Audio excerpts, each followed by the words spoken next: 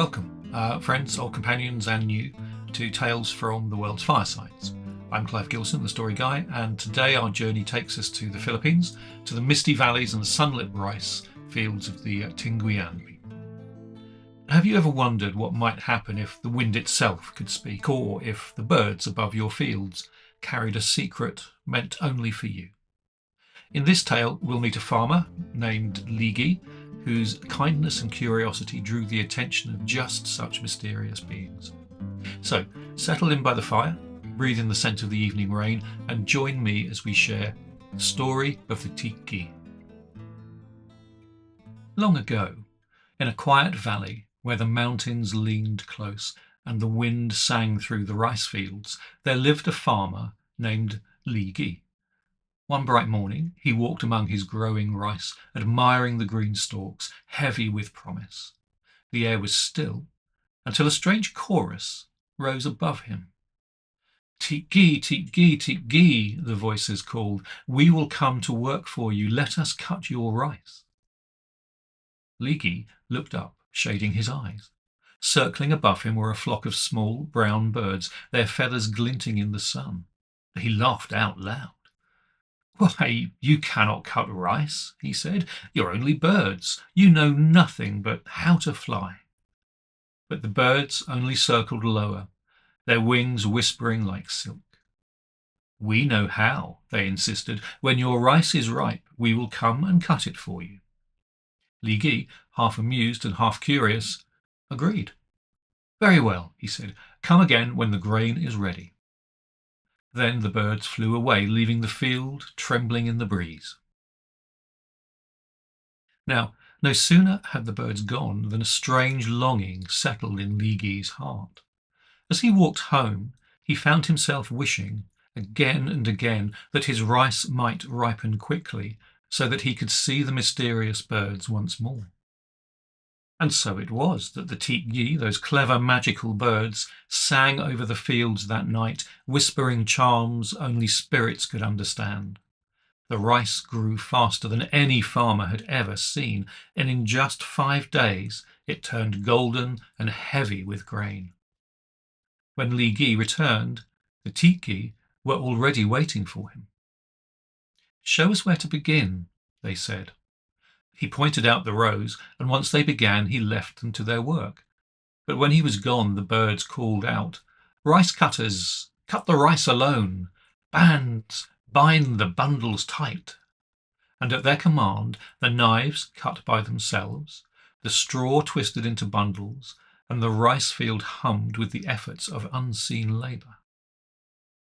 By afternoon, when Ligi returned, the Tikgi greeted him with bright eyes. "Come, Ligi," they said, "see what we have done. We're ready to go home." Ligi stood astonished. 500 bundles of rice lay before him, golden and perfect. "Oh, Tikgi," he said, "take what you wish in payment. I'm grateful beyond words." Each bird took only one head of rice, saying it was all they could carry, and then flew away. The next morning, when Ligi came again, the birds were already waiting. "Let us work again," they said, and he agreed, promising a grand ceremony for the spirits once the harvest was done. When he left them, they cut all the rice, and by the time Ligi returned, his field was bare, and his granary at home, although he had not yet opened it, was somehow full. Ligi began to wonder if the Tikgi were truly birds at all. Now, when the harvest festival came, Ligi called his kin from every nearby town. There was dancing, drinking, and the scent of roasted rice and Baazi wine filled the air. The Tikgi came too, circling overhead, and their song made the people laugh and drink until they were dizzy with joy. Then the birds said softly, "We must go now. It is not good for us to stay among the people."